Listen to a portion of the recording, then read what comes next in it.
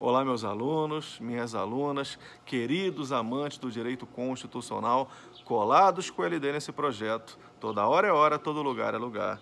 Esse projeto que tem a missão de trazer vídeos curtos, onde a gente vai falar sobre tópicos da Constituição Federal, sobre a jurisprudência do STF, sobre a doutrina constitucionalista.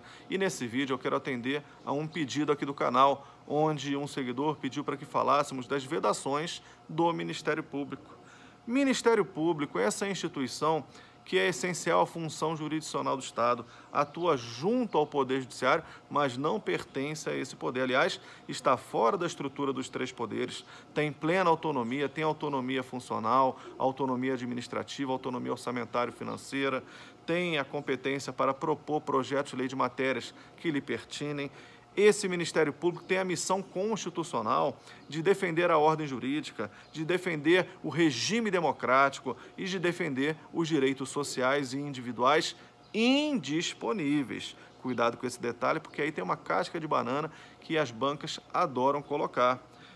O Ministério Público defende a ordem jurídica, o regime democrático e os direitos sociais e individuais indisponíveis. Aí a prova diz direitos sociais e individuais disponíveis. Errado. Direitos sociais e individuais indisponíveis. E as vedações dos membros do Ministério Público estão na Constituição Federal, no artigo 128, parágrafo 5º, inciso 2. É bem verdade que as questões vão cobrar a literalidade da Constituição, mas vamos tentar trabalhar aqui de uma forma que vocês nunca mais esqueçam, que facilite a vida de vocês na hora da prova. Então são vedações, letra A, receber a qualquer título e sob qualquer pretexto honorários, percentagens ou custas processuais. Como eu digo isso no nosso curso? Minha gente, o membro do Ministério Público coloca no seu bolso o seu pomposo subsídio, ponto final, não recebe nada por fora. B, exercer a advocacia. O membro do Ministério Público não pode exercer paralelamente a advocacia privada. C, participar de sociedade comercial na forma da lei. Então, ao membro do Ministério Público é proibida a participação em sociedade comercial na forma da lei. Ah, mas ele pode ser cotista de uma sociedade limitada? Pode.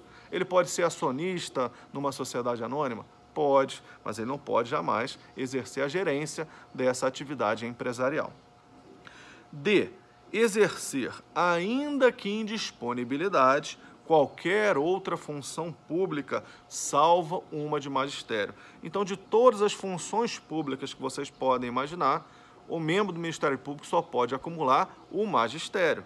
Então, ele pode ser membro do Ministério Público e professor na UFMG, na UFRJ, na USP, na UNB? Pode. Então, a única função pública que o membro do Ministério Público pode acumular é o magistério.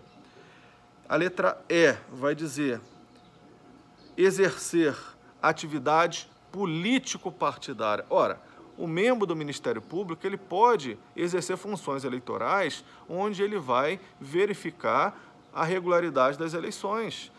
Para ele ter imparcialidade no cumprimento dessa missão, ele não pode ter nenhum vínculo político-partidário.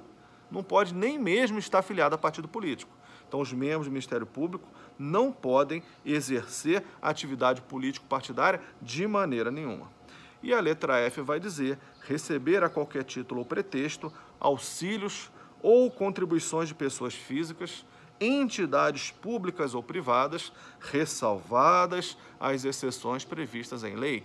Mais uma vez, os membros do Ministério Público colocam no seu bolso o seu bem pago subsídio e deu para bola, não recebe nada por fora. Mas aí a parte final diz, ressalvadas as exceções previstas em lei. Exemplo, que eu já falei inclusive, o membro do Ministério Público ele é acionista numa sociedade anônima, sem problema nenhum.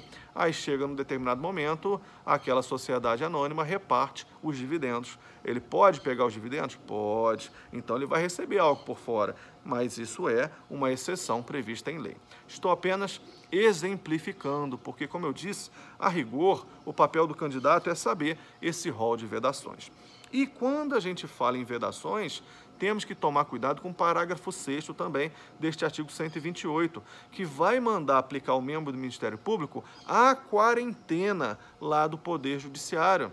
Então diz o parágrafo 6º, aplica-se aos membros do Ministério Público o disposto no artigo 95, parágrafo único, inciso 5, que fala justamente da quarentena.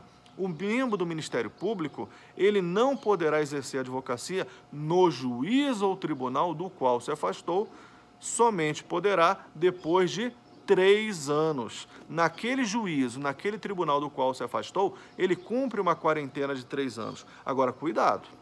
Não é uma vedação absoluta ao exercício da advocacia após ele se afastar do Ministério Público, seja por aposentadoria, seja por exoneração. Não é uma vedação absoluta. A vedação é apenas no juízo ou tribunal do qual se afastou.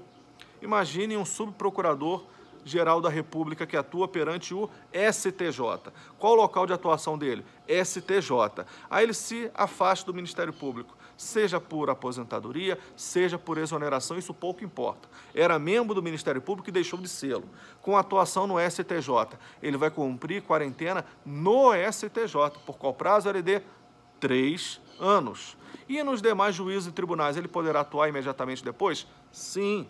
Se aposentou, pediu exoneração no dia seguinte, pode exercer advocacia, só não poderá no juízo ou tribunal do qual se afastou. Então, no meu exemplo, ele só não pode atuar no STJ, mas ele pode atuar no Supremo, ele pode atuar na primeira instância, ele pode atuar na segunda instância, não tem problema nenhum.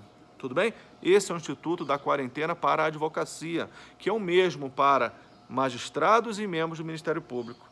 No momento em que eles se afastam, seja por aposentadoria, seja por exoneração, eles têm que cumprir uma quarentena de 3 anos, mas apenas no juízo ou tribunal do qual se afastou.